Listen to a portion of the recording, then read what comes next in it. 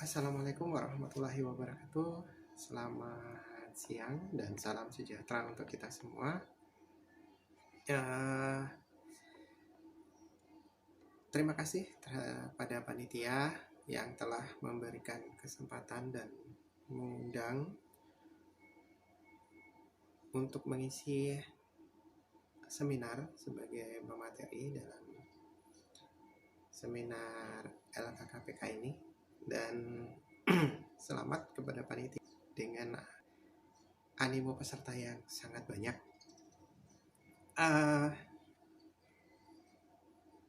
Tak lupa juga saya ucapkan terima kasih kepada Bapak Ibu yang ikut dalam peserta seminar ini, teman-teman mahasiswa, adik-adik mahasiswa yang baik. Saya tidak akan berpanjang lebar, maaf ya. Dalam pandemi yang sekarang, jadi ini merupakan sebuah tantangan ya, ketika kita berada dalam masa pandemi ini.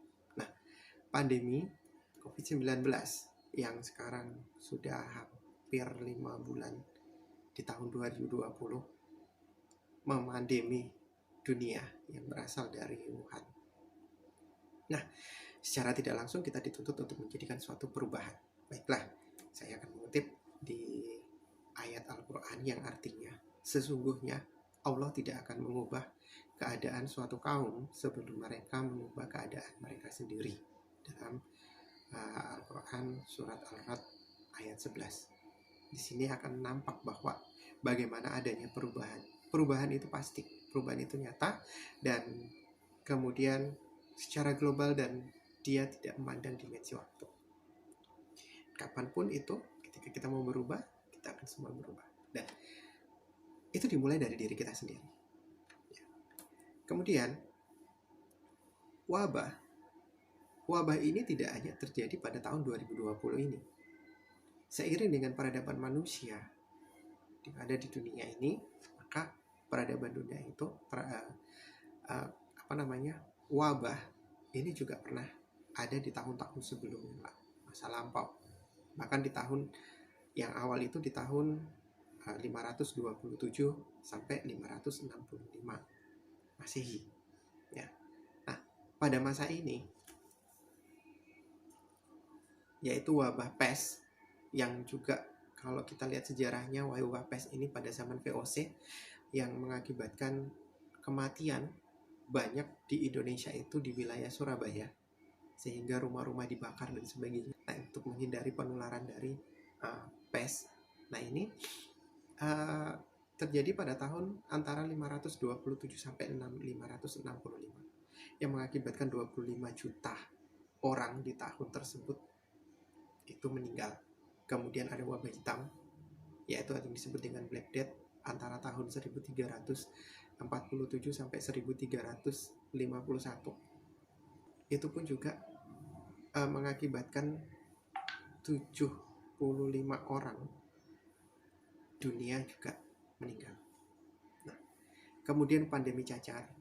Nah, ini juga mengakibatkan jutaan, 1 juta manusia pada saat itu meninggal. Kemudian pandemi ya, yang ketiga adalah pandemi kolera yang terjadi antara tahun 1852 sampai 1860 yang mengakibatkan juga 1 juta orang di dunia meninggal. Kemudian flu Spanyol di antara tahun 1918 sampai 1918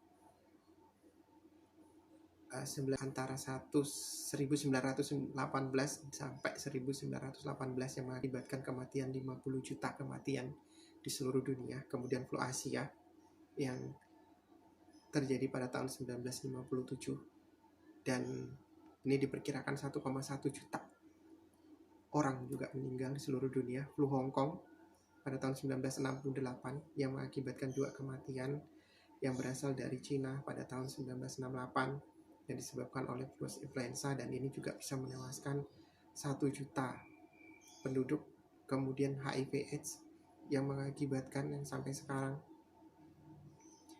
60 juta orang terinfeksi dengan 25 juta kematian. Kemudian pandemi tuberkulosis atau TBC. Ini juga yang mengakibatkan 1,5 juta dalam setahunnya itu terinfeksi dengan penularannya dari droplet. Kemudian flu babi yang pada tahun 2019 yang mengakibatkan kematian 575.400 orang meninggal. Kemudian COVID-19 yang menginfeksi jutaan orang di seluruh dunia, dan jutaan orang meninggal di seluruh dunia. Di Indonesia sendiri telah mengakibatkan kematian 1.000 lebih kematian, dan mengakibatkan 15.000 lebih orang terinfeksi positif dengan 3.000 kesembuhan.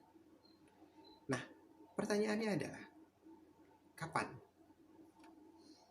kita selesai dari pandemi ini? Berapa jumlah kematian? Berapa lagi jumlahnya terinfeksi? Kita nggak tahu.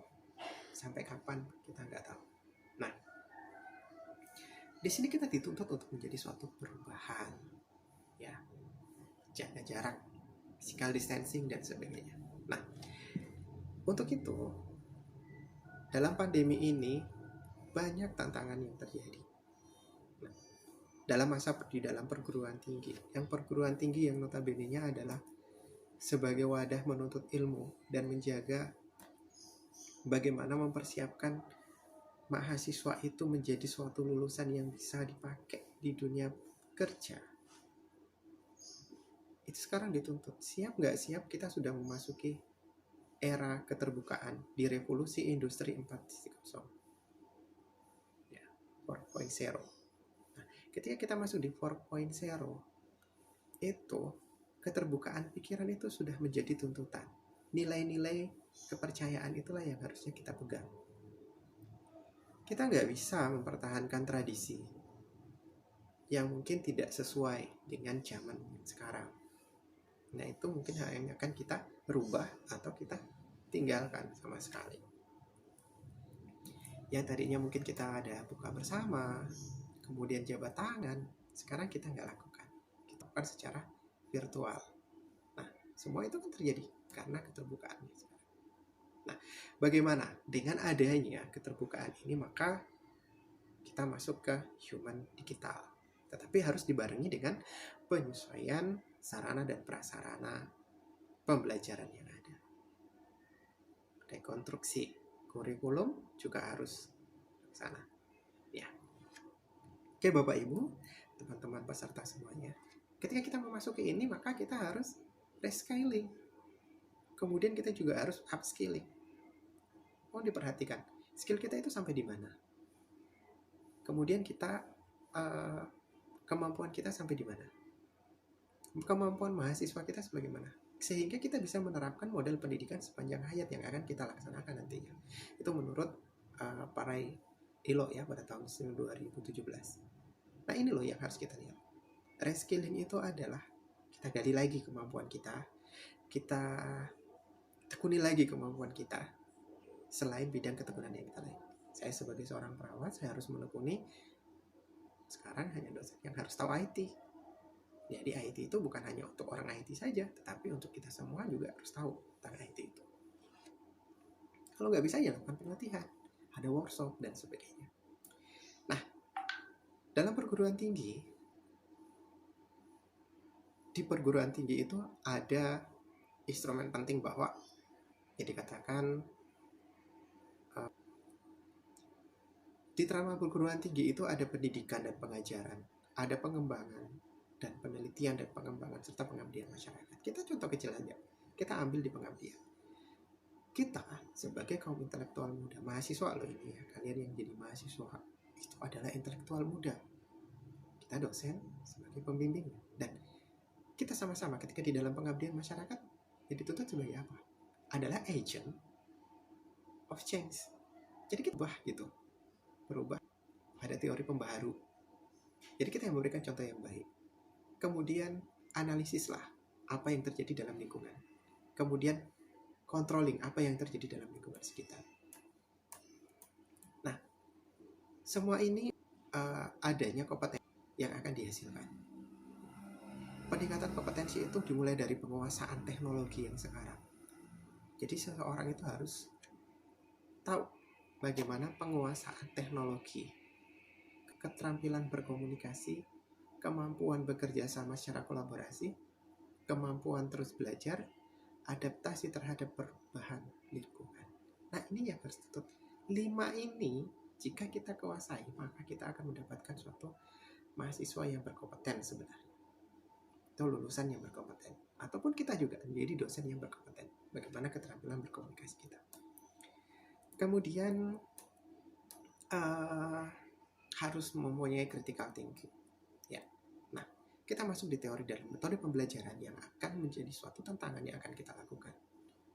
Saya ingatkan kepada Bapak Ibu dosen bahwa pilihlah metode pembelajaran yang mungkin lebih memudahkan kita dan tidak membebani oleh mahasiswa. Mungkin mahasiswa akan tahu itu, ya, bagaimana merasa terbebaninya mereka. Nah, kita ketika belajar tentang metode pembelajaran, kalau kita bicara tentang metode adalah suatu aturan, kemudian bagaimana cara yang digunakan, dan kemudian adalah metode pembelajaran adalah bagaimana cara pencapaian pembelajaran atau menyajikan pembelajaran itu, baik bisa melalui aplikasi Zoom maupun dengan aplikasi Google Classroom dan via WhatsApp.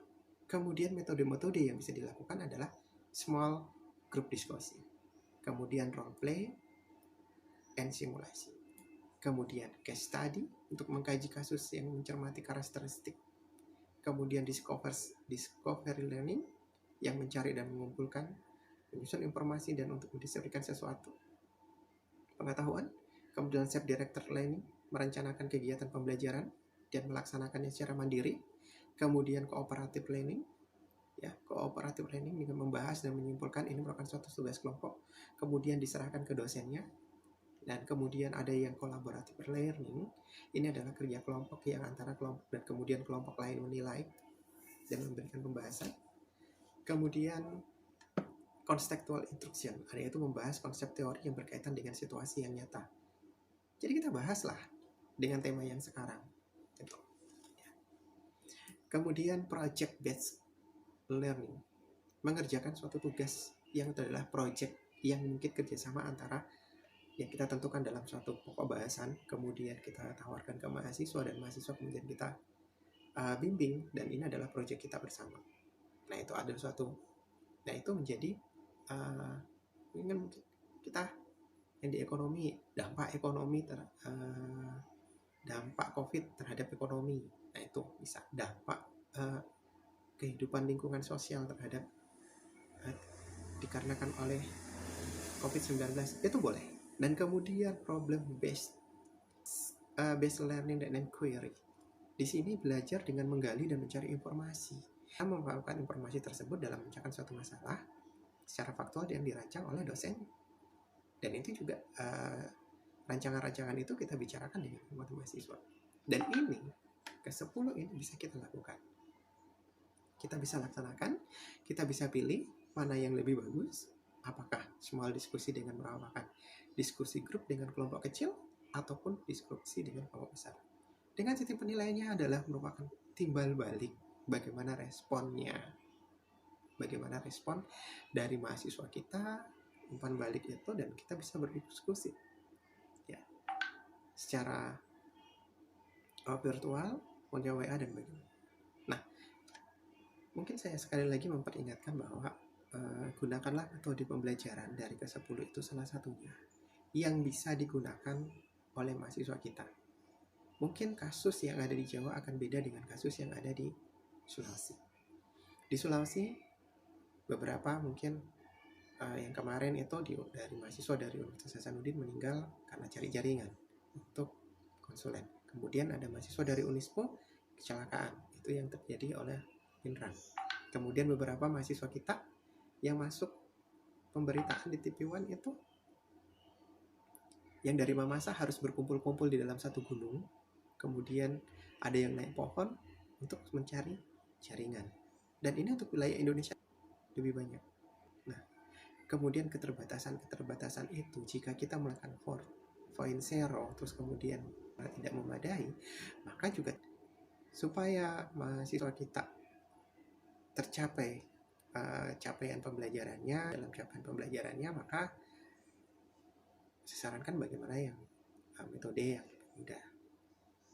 Contoh kecil bahwa ketika mahasiswa kami yang di Fakultas Kesehatan sendiri juga mengeluh, ada 2 orang yang jatuh sakit, bahkan ada yang satu sudah almarhum karena beban tugas. Ketika dia sakit, dia paksakan untuk mengerjakan tugas, ikut kuliah online dan sebagainya, karena takut ketinggalan. Nah, inilah polemiknya. Jadi mungkin lebih bijaksana lah ketika kita di masa pandemi ini, kita harus lebih bijaksana dalam menyikapinya, bagaimana keadaan mahasiswa kita. Mungkin hanya itu yang bisa saya berikan. Nanti materi akan di-share oleh panitia. Kita akan melakukan tanya jawab, akan mungkin sebisa saya karena sesuai kemampuan saya, kita sama-sama belajar. Mohon maaf atas segala kekurangan dalam penyampaian materi ini.